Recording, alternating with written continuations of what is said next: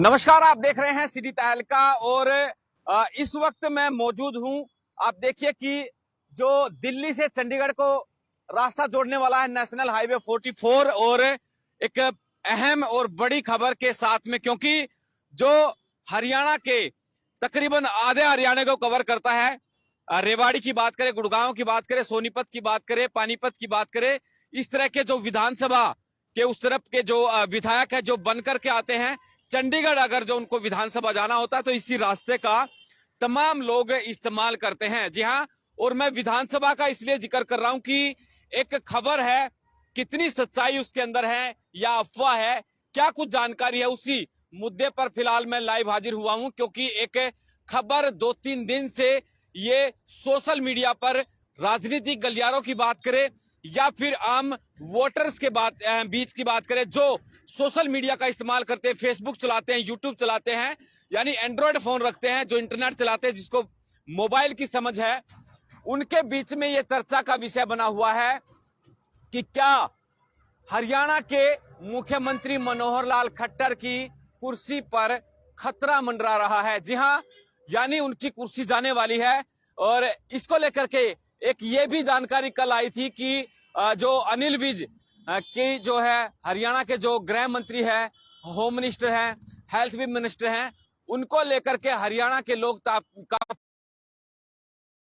के बीच में उनकी सुरक्षा बढ़ा दी गई है। जी हां, अंबाला में अनिल विज की सुरक्षा बढ़ा दी गई।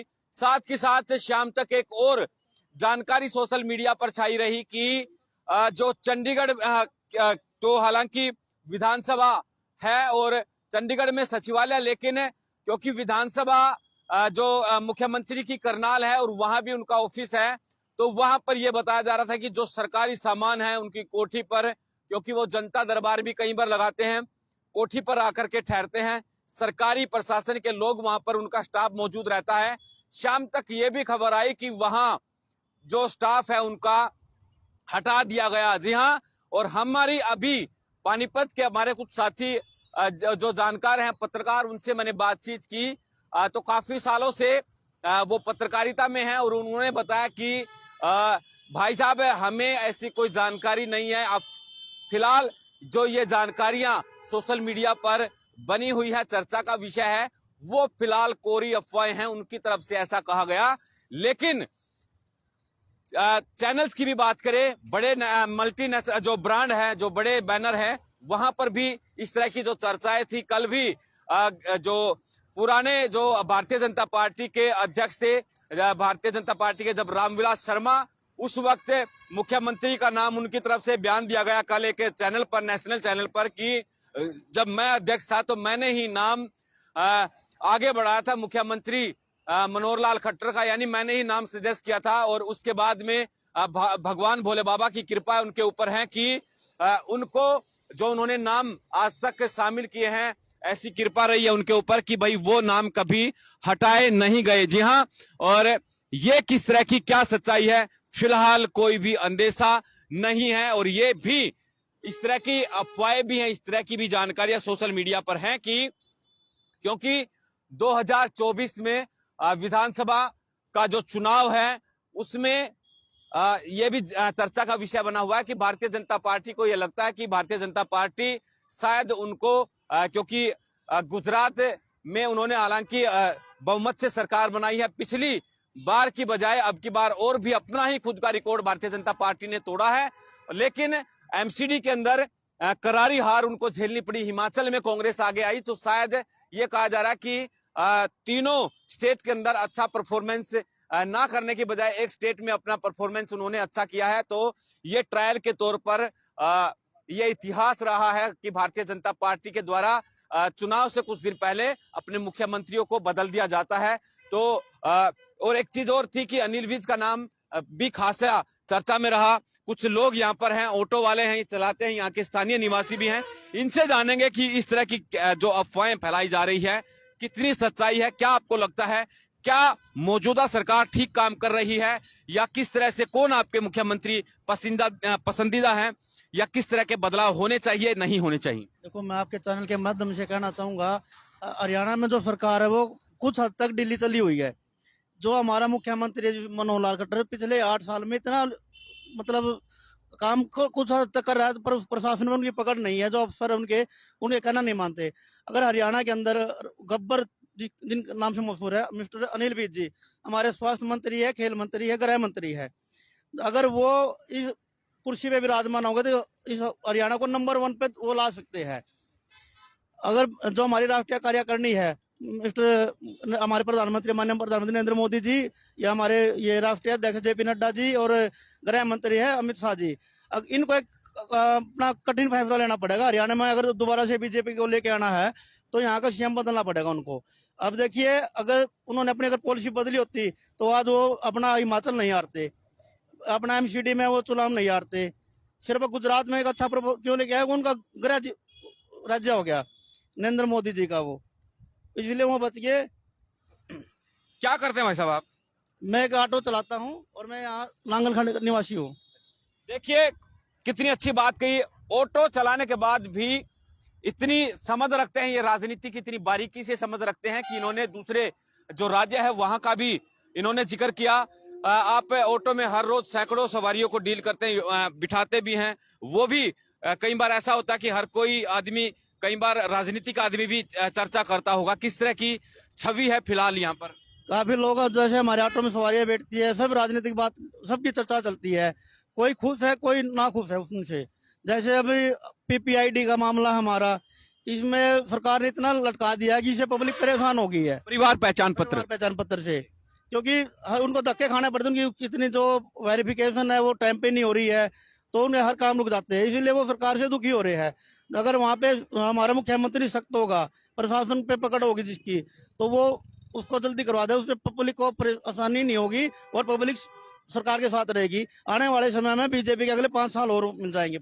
आपको ये लगता है कि इस सरकार के अंदर लोगों को, जो आम वोटर्स हैं, आम पब्लिक है, उनको कागजों में ज्यादा उलझाया गया है? कागजों में बहुत ज्यादा नई नई स्कीमें लगा के उनको कागजों में उलझाया, ताकि उनका हमारा 5 साल पूरा हो जाए, परेशान हो जाए पब्लिक। और ये परेशानी में कह रहे हमारी तरफ कोई ध्यान ना करे। जब हमारा सख्त मुख्यमंत्री होगा तभी हमारे काम अच्छी तरह चलेंगे। ये किसको सख्त मानते हैं? हम अनिल विज जी को मानते सख्त।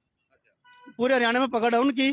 जो जिस टाइम हमारा जाट आरक्षण हुआ था, सिर्फ एक उन्हीं की वजह से वो जाट आरक्षण खत्म हुआ था, ना कि मनोहर लाल खट्टर की वजह से खत्म हुआ था। अनिल विज जी ने आश्वासन दिए थे, ऊपर कार्यकारिणी में उन्होंने बात की थी, तब जाके हमारा वो उस टाइम खत्म हुआ था। तभी उसी टाइम बीजेपी की जो सीटें कम इसी वजह से आई थी। एक उनका वर्डिंग थी हमारे मुख्यमंत्री जी की इलेक्शन से पहले, भाई 70+ लेके आएंगे सीट, तब उन्होंने फरसे से गर्दन काटने वाला बयान दिया था। वो कोई अच्छा बयान नहीं था उस टाइम का उनका। ये एक राजनीति में पीछे रखने वाली बातें होती है, इस तरह के बयान। पोलाइट होना चाहिए आदमी को, सेंसिल होना चाहिए, राजनीति होना चाहिए और सभी को साथ लेकर चलना चाहिए। हमारे मुख्यमंत्री मनोहर लाल खट्टर जी कुछ हद तक चलते हैं, पर प्रशासन जो अफसरशाही है वो उनको चलने नहीं दे पा रही है। उसके ऊपर उनको एक सख्त मुख्यमंत्री चाहिए जो अपने खुद के डिसीजन फैसले ले जा सकते, ना कि किसी संघ या राष्ट्रीय कार्यकारिणी की वजह से डिले रह जाए। आपको ये लगता है कि भाई अगर मुख्यमंत्री के तौर पर गद्दी पर अनिल विज को बिठा दिया जाए तो अगले 5 साल में भारतीय जनता पार्टी को फिर से बहुमत मिल सकता है? जी, पूर्ण बहुमत से आएगी, 60+ में आएगी, तो हमें उम्मीद है। कुछ और साथी हमारे साथ मौजूद। कहाँ के रहने वाले भाई जी? यहाँ के हैं? यूपी का हूँ। उत्तर प्रदेश के? हाँ जी। चलिए उत्तर प्रदेश की भी बात कर लेते हैं, क्योंकि केंद्र में सरकार उनकी है, भारतीय जनता पार्टी की। उत्तर प्रदेश में योगी जी कैसा काम कर रहे हैं? बढ़िया काम कर रहे हैं भाई। हरियाणा के लोग भी उनको पसंद करते हैं। कई बार ऐसा होता है कि भाई लोग जब प्रशासन की बात करें, लॉ एंड ऑर्डर की बात करें, क्योंकि बदमाश और दूसरे समाज के लोग, एक समाज के लोग वहां पर हावी थे, तो उस वक्त ये कहा जाता था कि अभी भी कहा जाता कि भाई अब वहां पर कुछ प्रशासन का दबदबा है, एक लीडरशिप के अंदर काम हो रहा है, और बदमाश जो है उत्तर प्रदेश छोड़ करके, अब ऐसा भी कहा जाता है कि हरियाणा के अंदर शरण ले ली उन्होंने। हाँ, दूसरी जगह भाग गए हैं, देश छोड़ के चले गए। हमारे साथ विदेश भी चले गए कुछ लोग। तो ऐसा है कि जो गुंडागर्दी थी वो समाप्त है इस टाइम में, बस। और आप बताइए, आप किसको अच्छा मानते हैं? मौजूदा सरकार ठीक काम कर रही है? क्या लगता है आपको? हाँ जी, काम बढ़िया कर रही है जी, हमारी खट्टर सरकार बढ़िया काम कर रही है। हाँ जी, हाँ जी। अच्छा, कुछ बदलाव की जरूरत है? कुछ इन्होंने, भाई साहब ने कहा कि भाई पीपी जो परिवार पहचान पत्र है या कागजी कार्रवाई जो है वो ज्यादा हो गई है, उनकी वजह से सुझाव इन्होंने दिए। नहीं, ये तो देखो सही काम है। ये तो ये पहचान पत्र तो बनना ही चाहिए। ये तो सही है, हर आदमी की डिटेल हो जाती है। ये तो बढ़िया काम कर रही है सरकार, इसमें कोई वो नहीं है। नौकरियां मिलने में पहले बंदरबाट होती थी, दूसरी सरकार कांग्रेस सरकार होती थी, उस टाइम पे आरोप लगते थे कि भी भ्रष्टाचार चरम सीमा पर था, पैसे लेकर देकर के सरकारी नौकरियां बांट दी जाती थी। जो कैपेबल थे यानी जिनको मिलनी चाहिए थी, जो सक्षम लोग थे, जो पढ़े लिखे थे, उनको नौकरियां नहीं मिलती थी।